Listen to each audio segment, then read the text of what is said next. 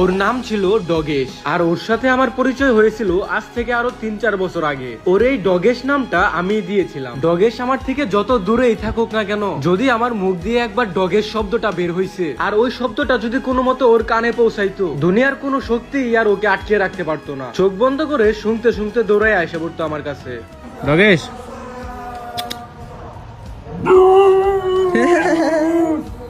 ডগেশ, কি খবর তোর? ওর সাথে আমার সম্পর্কটা একেবারে প্রথম থেকেই এরকম ছিল না। ডগেশের সাথে সবসময় দেখা হইতোই আমার রাতে। ওর সাথে আমার পরিচয়টা যেভাবে হয়েছিল, একদিন রাতে বাড়ি ফেরার পথে হঠাৎ দেখি রাস্তার এক কোণা থেকে আমার দিকে কেমন কেমন করে যেন তাকাচ্ছিল। মানে ওর চোখ দেখেই বোঝা যাচ্ছিল যেন একটু খাবার চাইতেছে। আমিও জিনিসটা তেমন নর্মালি নিলাম, একটা কেক কিনে বসে পড়লাম ওকে খাওয়াইতে। আর এই ভিডিওটা তখনকার সময়েরই একটা ভিডিও, যখন ওর সাথে আমার প্রথম পরিচয় হয়েছিল। আর খাওয়ানোর পর আমি নর্মালি বাসায় আসতেছিলাম, তখন থেকে দেখতেছি ও কেমন যেন আমাকে ফলো করতেছে। তখন মনে হচ্ছিল ও হয়তো আমার সাথে আরো একটু সময় কাটাইতে চাইতেছে। আর এরপর থেকে এই জিনিসটা কেমন যেন একটা রেগুলার হয়ে গেল। আমি যখনই বাজার থেকে বাড়িতে আসতাম, ও সবসময় আমাকে বাসা পর্যন্ত এগিয়ে দিয়ে যাইতো। আমার কেমন যেন একটা ফিল হইতো ও হয়তো আমার জন্যই ঠিক যে রাস্তা দিয়ে আমি বাসায় আসি ওইখানে দাঁড়িয়ে থাকতো। এতক্ষণ তোমাদের যা বললাম এগুলা কিন্তু প্রায় এখন থেকে আরো 3-4 বছর আগের কথা। তারপর আবার হঠাৎ একদিন দেখি ডগেশ তার নতুন একটা বন্ধু বানাইলো। দেখতে শুনতে যেহেতু ও অনেক কালো ছিল, তাই আমি ওরও একটা নাম ঠিক করি, সেটা হচ্ছে কালু।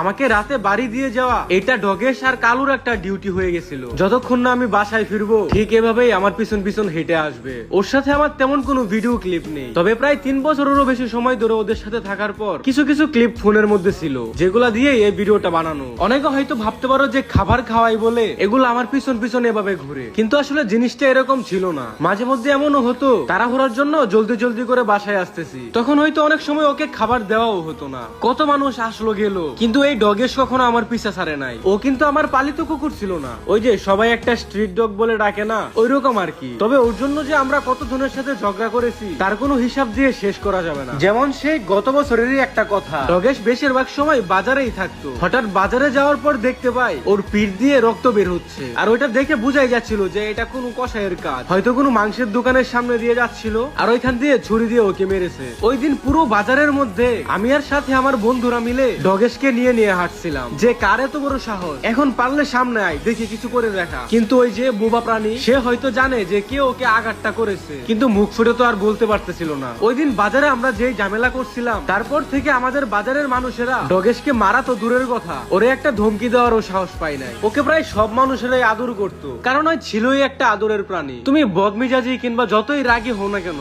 যদি তুমি ওর কাছে যাও ও ঠিকই তোমার কাছ থেকে আদর নিয়ে নিবে। ওর আসলে এই জিনিসটা জানা ছিল যে কিভাবে মানুষের থেকে